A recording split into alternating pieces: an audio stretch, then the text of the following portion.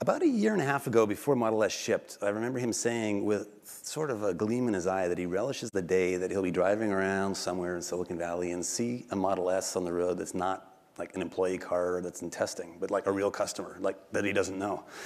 And so as a quick survey of hands, how many people here today saw a Tesla driving around Silicon Valley? And I don't mean the one out there, because that means you've all seen multiple Teslas, right? I saw 10, I counted today, and I have a short commute, so that dream has become reality, and what Tesla has done has been a marvel to watch.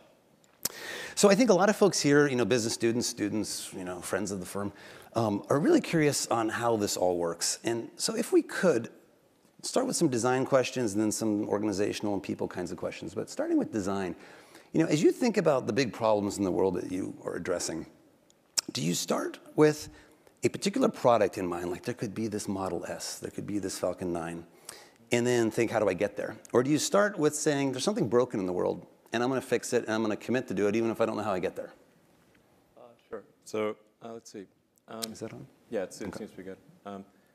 In the case of Tesla, SpaceX, and SolarCity, and actually also the PayPal and the Zip2 before that, it really stemmed from when I was in college. I was trying to think what would most affect the future in a very likely to be a positive way. So the three areas where I was quite sure would be positive were sustainable energy, internet, and making life multiplanetary. And then there were a couple other areas where it's maybe a question mark, like AI and writing genetics. And what was the last one? Yeah, rewriting genetics. Rewriting genetics. Oh. Yeah. So just have big impact. It's good to know where phase 3 and 4 might come, yeah. Potentially negative consequences, hopefully positive, but something could go wrong. So did you have like a rank order, like was the top 3 and a couple of contenders, or were they all kind of jumbling around, waiting for the right moment? I just thought, if you look ahead and say what's really going to have an important effect on the future of humanity as a whole, those were the 5 areas that I could come up with standing in the shower, basically. So there's this moment of epiphany that you held for a while, because you didn't pursue those right away, right? This was sort of an early vision that you then got opportunities to execute on.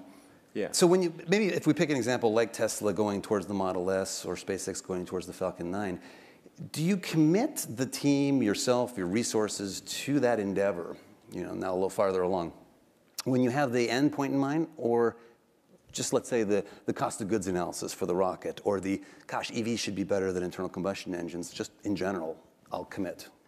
I'll believe that should be done. Yeah, I didn't really get into any of this with the expectation of success, or at least, yeah. I started out with thinking, okay, I'm going to do something in the electric vehicle space, and that's why I originally came to Stanford, was to work on advanced energy storage technologies, in particular ultracapacitors. So that was continuing on research that I'd done as an intern in Silicon Valley in the summer prior. So that's why I originally came out in '95. And then during that summer, I wrote some internet software, and I thought, okay, I can either work on electric vehicle technology, or I could sort of work on internet stuff. Try to do something with the internet. And I thought the internet would be something that would dramatically affect the future of humanity. It would be like acquiring a nervous system. And whereas previously communication would have to occur almost by osmosis, from one person to another, or slowly through telephone or mail or something like that. But now, if you have a nervous system, any part of the sort of human collective can know about any other part instantly. Previously you'd have to be at the sort of Library of Congress, even to have the Library of Congress as sort of information. But with everything digitized and access anywhere, you could be in a jungle in South America, and if you had just an internet link somehow, you'd have access to all of humanity's information. So it would actually effectively create a superorganism and fundamentally change the nature of humanity itself. So I just want to be kind of part of that. Is that the path to AI that you might see? It's actually not exactly AI. It's some sort of human-machine collective intelligence. So different from AI. Although AI may not turn out to be exactly what, hopefully not, it's not exactly what's like described in Terminator or something. Now, a quick pause for those who haven't been to SpaceX. The data center has got to be the coolest thing you've ever seen. It's Skynet on the door, Cyberdyne Systems branding and logo, the most badass set of lights coming from all the blinking servers. So you own it. Exactly. Right? Our FVA and CFD cluster is called Cyberdyne Systems. We'll get back to influences later on, but I want to try to see if I understand what you were saying about this. You see the long arc of, and what's important to humanity, not little problems, but huge problems that could be solved. A lot of us go around and we see something frustrating like traffic on the 405, and we just take it as, well, crap, government's screwed, what are we going to do, right? You have this incredible sort of scope of ambition, right? Planetary scope, interplanetary scope, right? Yeah. A little more than just changing the world, let's change some other worlds too, right? And this is big stuff. Was that always in your mind, or did you become more emboldened over time that this is available, we can do these things? It definitely emboldened over time. I mean, when I started the first internet company, Zip2, with my brother and another person, Greg Curry, it wasn't really with the thought of being wealthy. I've got nothing against being wealthy, but we'll get back to that later too. but it was just from the standpoint of wanting to be part of the internet, and I figured if we could make enough money to just get by, that would be okay. And when we started off, we literally only had like one computer, and so it would be our web server during the day, and I'd code at night. And we just got a small office in Palo Alto back when rent was not insane, and it cost us like $450 a month. It was cheaper than an apartment, so we actually just slept in the office and then showered at the YMCA on Page Mill, El Camino. So we'd walk over there and shower, and that was actually, I think that was when I first met you, by the way.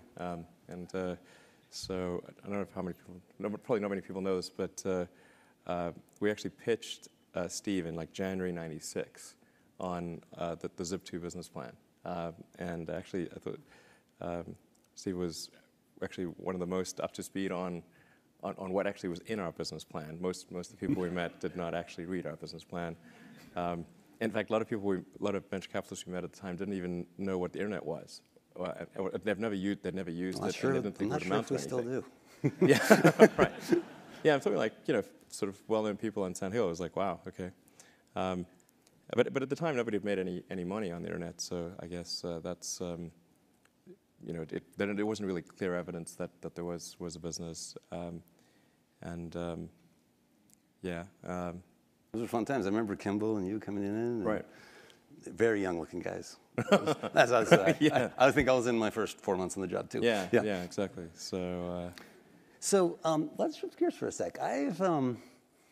I've also had the great honor to work with Steve Jobs briefly, but enough, and as a business school student, to study him with as much scrutiny as I could during that period. And there's some obvious parallels. And so let's start with the most obvious, but just must be like the elephant in the room. Is the secret to your success to be the CEO of two companies at the same time? No. I think it's... Because look at the correlation. Yeah. Struggling companies, everything's in the craft can in December 2008. So let's take on a new CEO gig. And same for Steve, coming back to Apple. Right? No, definitely it was not my intention to be CEO of two companies. There were certain things that I kind of wanted to, I thought were important to happen, and I thought it was important that there was, that an electric vehicle happened, that there was a success in the electric vehicle arena. Because the incumbent companies were convinced that it was not possible to create an electric car that looked good, had a good range performance and so forth, and that even if you did make such a car, it would not sell, because people had this love of gasoline.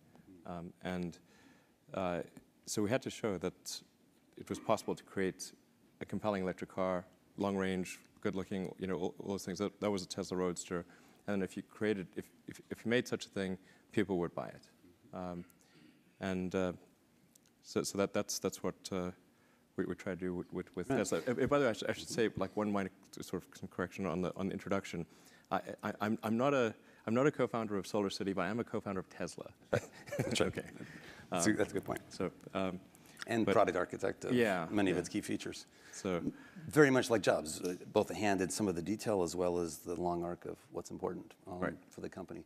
The quip though about being co-CEO is more than just a joke, in that I wonder if in ways that are hard to predict, and you wouldn't set out for this amount of work, right? It seems insane, but inevitably both companies cannot expect more than half your time at most. It sort of naturally forces a delegation upon you and an expectation they have to rise up for partial awareness at best, right? Yeah. And I just wonder if that helps drive prioritization and really focusing on what's important a bit more than you otherwise might have to. It probably does, yeah. I think I'd probably do, yeah. I mean, because I have to triage the things that I do at each company and constantly think about what is the most useful thing that I could do. But even with that, it still actually does take an enormous amount of time. And for a while there, I was just doing constant 100-hour weeks, and that's definitely wearing. And you know, now I'm kind of in the 80 to 90, which is more manageable. But you know that if you divide that by 2, it's only like, you know, maybe 45 hours per company, which is not much when there's a lot of things going on. You're like a slacker. I mean, yeah. So. You know, it is interesting also how you have a love for certain aspects of the product. So at SpaceX, you know, the whole concept and the vision of going to Mars, backing into features and stuff. It's a wonderful thing to see. I think what obviously should strike folks in the room as remarkable is the diversity of industries that you've tackled, right? From commercial banking to the military-industrial complex to the automotive industry. These are heavily regulated industries that generally investors flee from, and startups routinely fail in, and they haven't seen much change for good reason over decades. So there might not be an obvious pattern in which industry you tend to thrive in, but I wonder if there's a pattern perhaps in process. Like, do you approach each of these perhaps the way a software architect might, to think of a different way to bring innovation, a different way to reset, you know, from first principles perhaps instead of iterating from the past, a breakthrough? And is there a reason you end up in these otherwise really tough industries? I mean, I don't know if that's ever occurred to you, that you don't, even with Solar City going up against the regulated utilities, none of these are places that you would normally find entrepreneurs.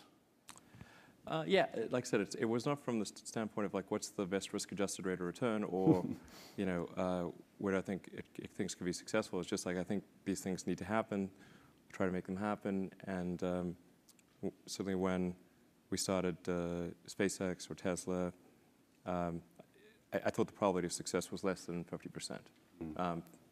You know, probably a fair bit less than 50%. In the case of Solar City, I thought the probability of success was probably greater than 50%, but it wasn't clear what the magnitude of success would be. It, you know, could just be small, yeah,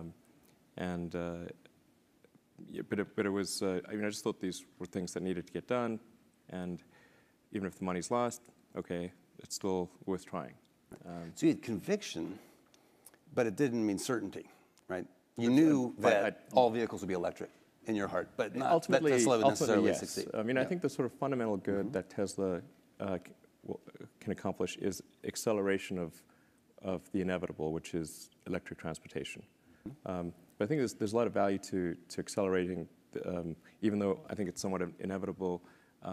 There's value to accelerating it to minimize the environmental and economic damage that would otherwise occur. So, you know, it's better if we transition to sustainable transport 10 years or maybe 20 years sooner than might otherwise be the case. And I think the Tesla's effect has been much greater than the cars that's made internally, because when we announced the Tesla Roadster, then Bob Lutz, who was vice chairman of GM at the time, saw a press release and said, if a small company in California can do it, then so can GM. And he took it to his engineers, who told him that you couldn't build an electric car, and told him that they needed to get going. And that's what got the Bolt rolling, and that in turn got Nissan to do the Leaf, and so it's kind of got things going. And ultimately, it's what we induce other companies to do that will have a greater impact than the cars we make ourselves. You know, it's an interesting point I'm going to come back to later, this idea that Tesla's founding mission is, as Elon has articulated from the very beginning through the most recent reports to the public, is to catalyze an industry shift that Tesla will be some part of, but to help others in that shift as well, which is remarkable. Right.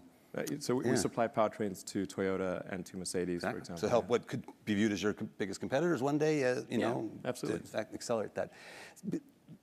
Before we get to that sort of purpose-driven mission, I do want to ask, or at least maybe make sure the audience realizes how cool this car is, and so Elon doesn't have to do this. In case you haven't been as much of a fan as the two of us, it's a bit unprecedented, the reviews it's received. Consumer Reports saying it's the best car they've ever tested. Road and Track saying it's the most important car in America's history. The safety testing showing it's the most safe car ever manufactured, by far, including vans and SUVs. And so it's pretty remarkable to peg performance, desirability, safety, and all these parameters. So is it luck, or is there something particularly unique about the EV design space that let it be possible to build the best car? Well, I think luck does play some role here, but I think electric vehicles have a fundamental architectural advantage. If one designs an electric vehicle from the ground up and takes advantage of what's possible, like if you just were to convert a gasoline car, you would not achieve these advantages. But if it's properly done, you can actually package the battery pack in the floor pan and achieve a low center of mass and have a very compact motor and inverter and gearbox, so that the actual usable space in the car is significantly greater than a gasoline car of the same overall external dimensions. And then if you do a few other things, which aren't necessarily specifically related to an electric car, like using an aluminum body and chassis is helpful because you can absorb more energy per unit mass, essentially, in a crash. Like a crumple zone. Yeah, exactly. Well, so but part of it's related to electric vehicle architecture, and part of it is related to other technical decisions that were made in the design of the Model S. That's what leads to sort of having a high safety is. I mean, I don't want to sort of go into too much detail because it might take up too much time, but. Like I wrote a blog piece. Did you know some of those things at the get-go, or did they unveil themselves as you went along? Like, I'm just curious how the vision materializes. For example, like along either the product dimensions, like it will have all these great features, like at the get-go, that they all gel. And then secondly, I'm also curious, when did you first know that all vehicles would be electric? Like, was that early? It was probably 22 years ago, something like that. Before you met Tesla? Way before there was Tesla. Way before there was Tesla. Oh yeah. Well, like I said, wow.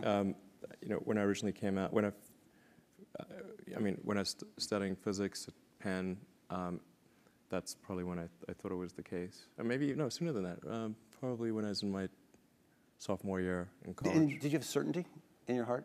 Yeah, absolutely. It's super obvious. Yes, now it is. And there are some doubters. I think it was super obvious then, but yeah. This is what blows my mind, because even like 3 years ago, most people probably didn't agree with this point of view. And if I could be confident of any prediction I could make, it's that within 10 years, all people will be of this point of view. But we won't have made the transition yet, but we'll realize that it's a ridiculous debate to be having. You were a lone voice of sorts back then, probably amongst your cohort and friends and social connections. Actually, I used to talk to dates about electric cars. How'd that go? It wasn't helpful. It got better. So actually, I ran into a girl I dated briefly in Canada, Christy Nicholson. She's now a writer for Scientific American, and she mentioned, when we went on a date, I asked her, "Do you ever think about electric cars?" And she said, "No, I don't." So it was a while back. It's pretty. I mean, almost everything's electric that we have in our daily lives. Mm-hmm. So it was from the physics of it. The heat loss of an internal combustion engine.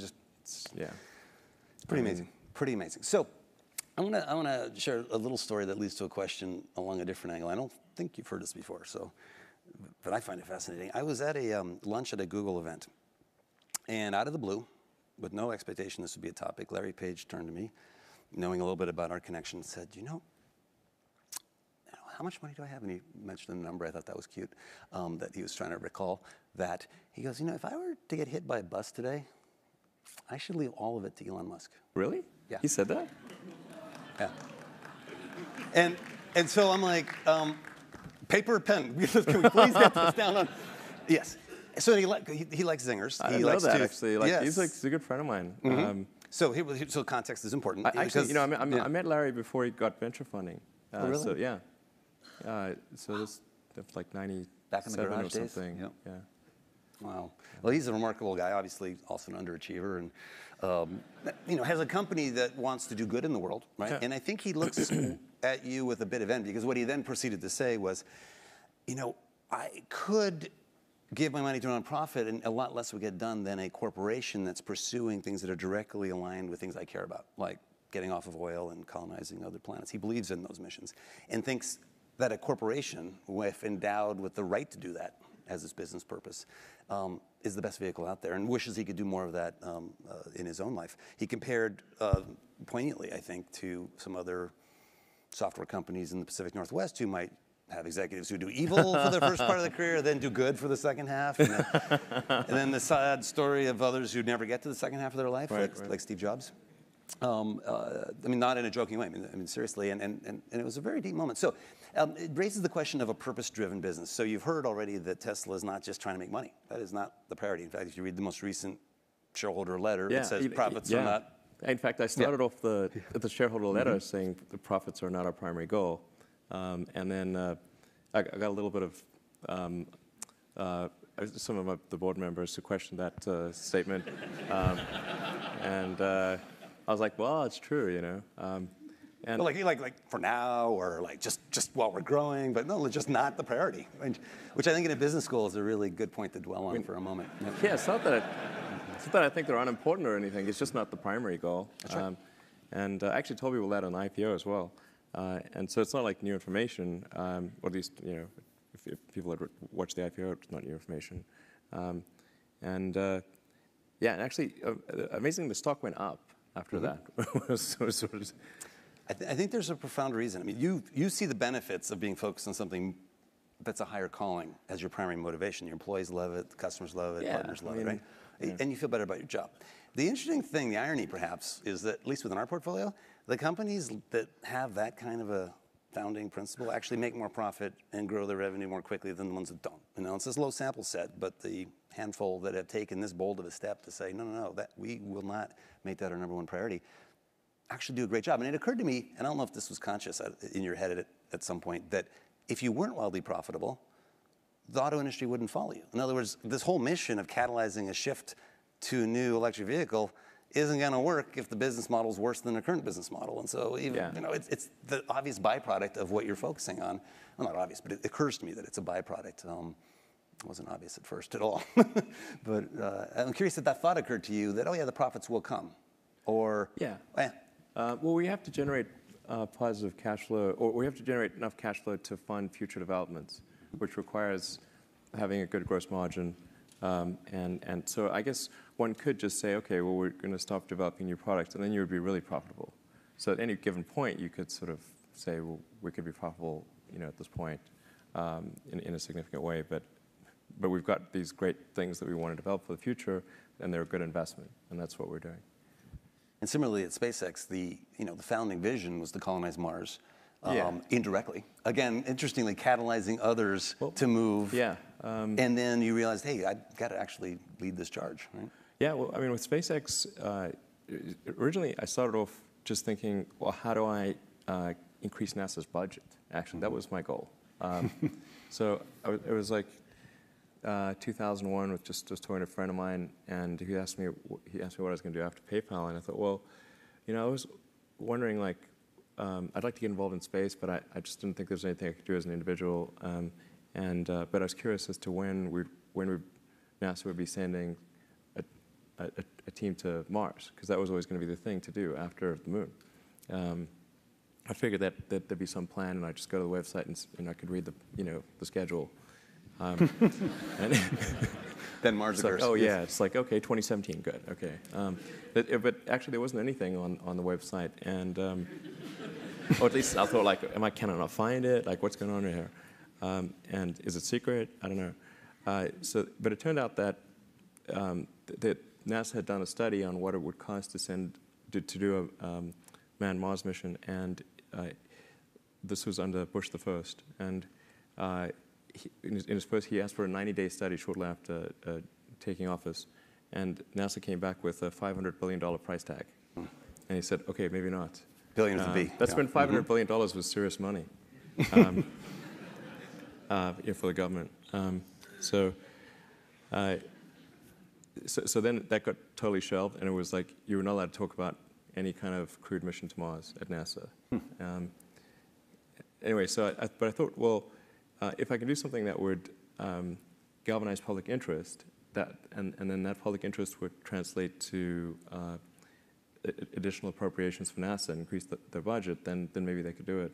So actually, what I sort of thinking I would do is send a small greenhouse to the surface of Mars with seeds in dehydrated gel, and then upon landing, hydrate the gel and grow the plants.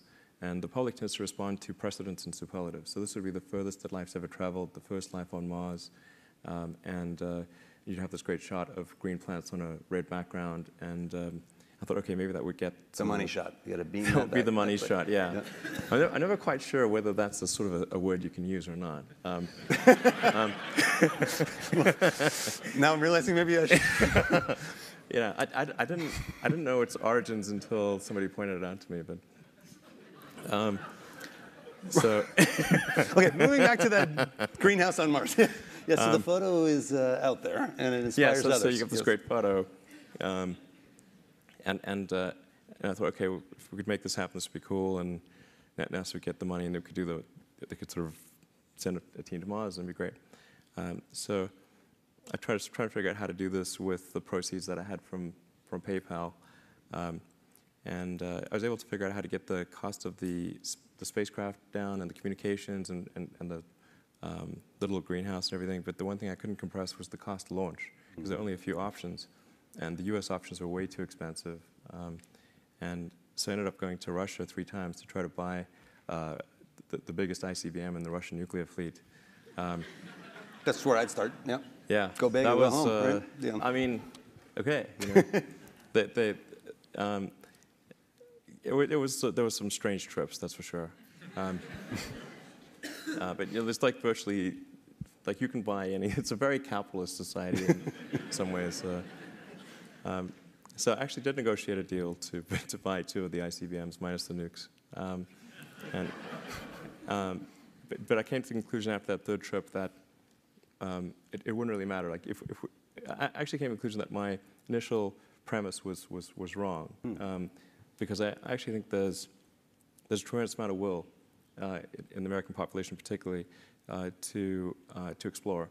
The United States, maybe more than any other country, is a distillation of the human spirit of exploration, and it's really fundamental to psyche. So, if people think there's a way, I think it would actually get a lot of support. But it can't be just banging your head against the wall. You've got to believe that this can be done without breaking the federal budget. So that's when I said, okay, well, is there some way to affect the cost of space transport? And so I got together with a group of people over a series of Saturdays just to try to understand, is there something fundamentally super expensive about rockets, or can the cost be substantially improved? We had a bunch of those kind of brainstorming sessions, and I couldn't see any fundamental obstacle to improving the cost of rockets. So that's when I started SpaceX. It's like, I'll just build them myself. Yeah. And then. But like I said, at that point, I would say the probability of success was definitely less than 50%. I thought it would most likely not succeed, but it was worth a try. But it's fascinating. The parallels are so many between these companies. It's, again, probability is low, certainty that it needs to be done, certainty that it could be done by physics and first principles, that success is an option, right? It's one of the possibilities. And interestingly, starting with a Roadster and a Falcon 1 as a proof point to a larger design. As I look at the Falcon 9, and it looks like the product of a software engineer. Modular reuse, like let's build one engine and step and repeat, and building all kinds of elegance into the system design to abstract away, almost from the hardware into the software or into the design, the beauty of the system. And I wonder if that's why incumbents don't see this sort of re-engineering of the car or the rocket or the what have you. the Hyperloop is this, they don't approach it in that kind of blank sheet of paper. How would you do this if you didn't have to create jobs across districts or you didn't have some other ulterior motive? Interesting, interesting. Looking at the time, I'm going to ask one last question, but I'll give a heads up on if there's mics to start getting them ready for the audience, because I don't want to monopolize people's time here. Actually, there's so many questions I want to ask, but what I'll start with, maybe I'll try to end here for at least with some of the quirky one about influences. So we've heard about the Iron Man reference and your childhood interest in comic books and Hitchhiker's Guide to the Galaxy and Asimov. But there's all kinds of things woven into like Cyberdyne Systems at SpaceX that we heard, and then some Easter eggs. So some of us noticed that the stereo goes to 11 on the Tesla. This is a Spinal Tap reference for those who know that this one goes to 11 and you need just one more. It's louder than loud. That's right. Exactly. That's right. But no one seems to have noticed the product lineup. So you got the Model S, you got the Model X. Oh, yeah. You've just trademarked the Model E. Yeah. No one's met anything. What do you? Yeah, you got to. And the Model and the Model Y. Yeah. Now, what's behind this? I know exactly. Well, I guess there's not a lot of humor in the trademark law, you know, because obviously we just trademarked sexy. So, and then we're having this discussion with Ford because the Ford's counsel they also didn't get it because they're sort of slightly opposing us using Model E. And then they saw that we registered Model Y, and they said, "Oh, you're planning to use Model Y instead of Model E?" Like, no, it was just a joke. Right, we don't do that. Like, what does it spell? Come on. Fantastic. Well, do we? I'll keep going if we don't. But do we have microphones for folks if they want to ask questions? Okay, let's do a quick see if anyone. Oh my gosh, yes, we have some. Why don't we do that? Let's take a couple questions from the audience, and I'll let you guys figure out how to do the allocations. Thank you very much. I've heard you talk about supersonic aircraft. You guys have done some beautiful work at SpaceX on VTOL. Clearly, Tesla is focused on electric. Have you thought about the synergies of electric and VTOL and aircraft for solving the 405 challenge? For solving the 405 problem, well. I mean, I do think there's a and really VTOL, vertical takeoff and landing. Right. Sorry, vertical takeoff and landing is VTOL, I do think there's a really I think the optimal sort of air transport solution is a VTOL electric supersonic plane, and it actually works together quite well for a bunch of reasons. In particular, the higher you go, the better the more efficient the electric aircraft is. Whereas if you have a combustion aircraft, as you get higher, it tends to get worse because you have a kind of a fixed aperture and air scoop. Yeah, like the engine is the hole in the front of the engine is a fixed size, and so you have to pick a particular cruising altitude, and so you've got to figure out how do you get the right amount of air at sea level all the way through really high altitude. And then you've got this issue of supersonic combustion that so you end up having to slow the air down, and it ends up being not that efficient. But an electric aircraft would just get better and better as it got higher. And then electric motors have a higher power to weight ratio than a combustion engine, so you could actually have the power to do the vertical takeoff and landing part with a fairly small motor compared to combustion. And then you could get rid of the elevator and rudder, so you don't need the rear control surfaces if you gimbal the motor. Gotcha. So it starts to look like a pod craft, like in Oblivion or something. Right. So it's something not quite. The real trick of it is like how do you make it really long range and at least as safe as existing aircraft. Those are really the only two questions on that front, I think. But they're tricky. They're certainly tricky. Don't underestimate those two questions. Great. Let's go to the next one, or whoever has a mic, however we're doing the allocation fairly and efficiently. Maybe give him a hand. Okay, no, that we have someone. Great. Hi, Yan Gu, GSP 94. Hey, Steve. Hi. Long time no see. One question, is Tesla going to expand worldwide? And I think GSP is going to host China 2.0 tomorrow. And do you have any plans to go into the biggest car market today? But I know you were a little concerned through another friend of mine. I actually asked you indirectly a few years ago that you were concerned about the secret and the parroting in the Chinese market. Are you still concerned about that, or you have a strategy? Yeah, so Tesla's definitely going to ship worldwide. In fact, the Tesla Roadster is in 31 countries right now, and we expect to ship the Model S to China starting next year, as well as to Japan and Hong Kong and Singapore and a number of other, and Australia. And so really, it's going to be quite widely distributed next year. Certainly, China is an extremely important market. In fact, for premium sedans, China is about half the world market for premium sedans. So if you take something growing, right? Yeah, so take something like the Mercedes S-Class. But last year, 54% of Mercedes S-Classes were sold in China. So a pretty important market. Yeah, so we're going to definitely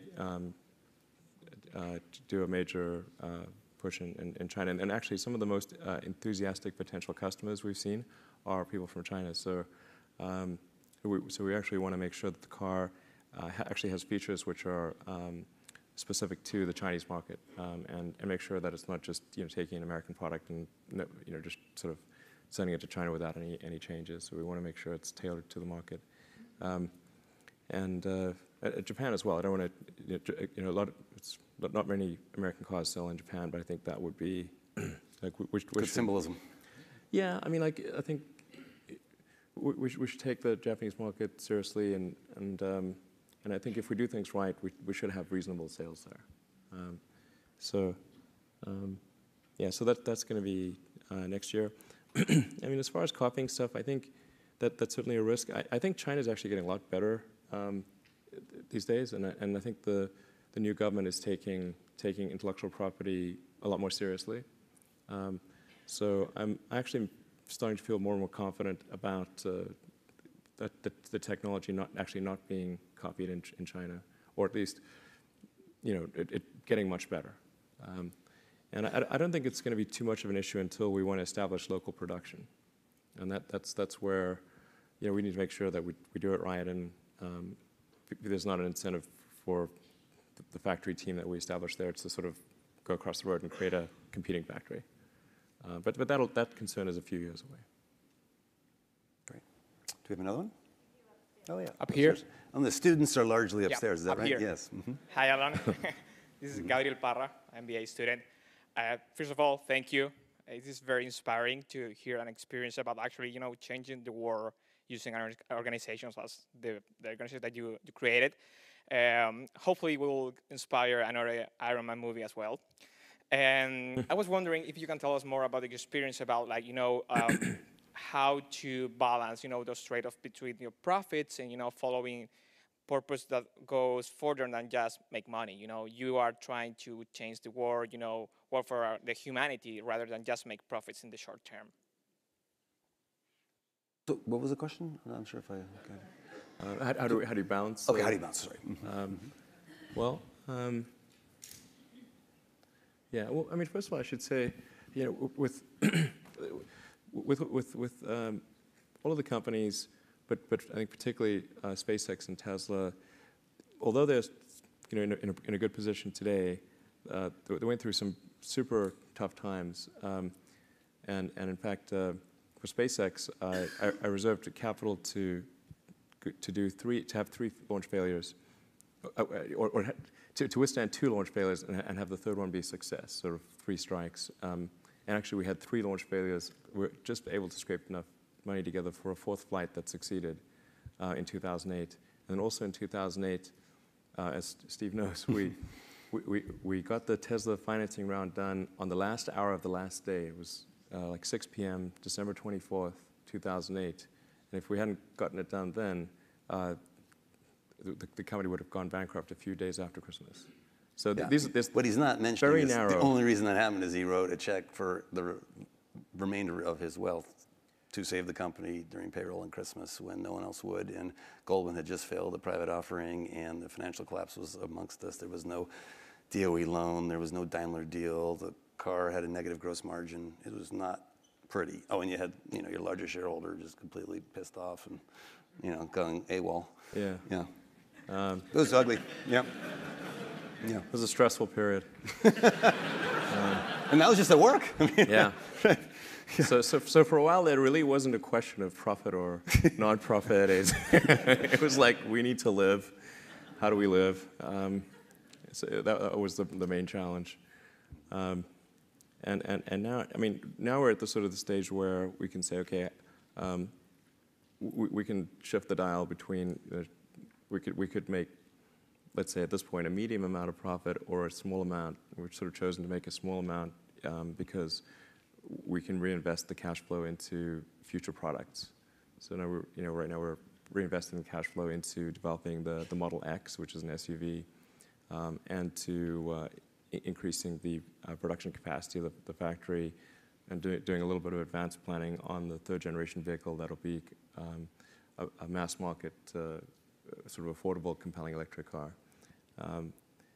So that's really, I guess, what's meant by, in this case, not pursuing.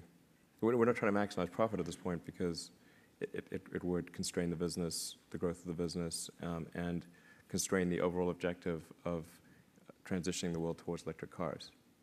So I got nothing against profit in general, but it's not. I mean, I actually don't think it's the smart move. I mean, if one were to take net present value of future cash flows, I think maximizing profit at this stage is actually not the smart move. And it's interesting because earlier I said we'd get back to it. You mentioned that your goal was not to start a company that has the chance of making the most money for you the quickest, right? Yeah. And that the wealth personally is almost a byproduct of these activities of passion. And by analogy, in the investment field in venture capital, you could look for the thing that'll make the most money the quickest, right? Like a new ad network for social media. But who cares? Like it really just doesn't help the world in any meaningful way. And there are much over longer, if you take a longer term perspective, there are things you could do that don't answer the short term question of what's going to make me the most money this year or this 5-year period, but over 20 years. Focusing on those, ironically, he may make the most money, right, of any entrepreneur, or these companies might be more profitable than their cohort that doesn't follow that same purpose-driven kind of almost messianic zeal. So the balance question almost implies a dichotomy that may not be opposed, but may be aligned if you orchestrate it right. Yeah, maybe more of a short-term versus long-term approach. Yeah, exactly. Great. Do we have a hand up here? Up here? Another one up here? Sure. Up here? This will be the last question. Oh, is this the last question? Okay. Yes, from your current car marketing strategy, you could say that your car is directed towards the luxury car marketplace, so that's a fairly well-defined market. Do you have any plans for expanding it to the general marketplace to, say, make a car for the masses, which might be maybe in the $25,000 to $35,000 range? Yeah, absolutely. Good question, Elon. In fact, for the first blog piece I wrote for Tesla was the Tesla master plan, which is to start off with an expensive low-volume vehicle, then go to a mid-price, mid-volume, and then sort of low-price, high-volume. So we're kind of in phase 2, and with our third-generation vehicle, we expect to be somewhere in the $30,000 to $35,000 range for the car, which when you take into account the savings from the use of electricity instead of gasoline, is more like comparing it in the US to about a $28,000 car, or in Europe to a $22,000 car. And the maintenance is much less, the fuel costs are much lower. Yeah, absolutely. That's right. Well, great. Well, I want to thank you very much for this and transition to the closing segment of our evening. Thank you. All right. Thanks.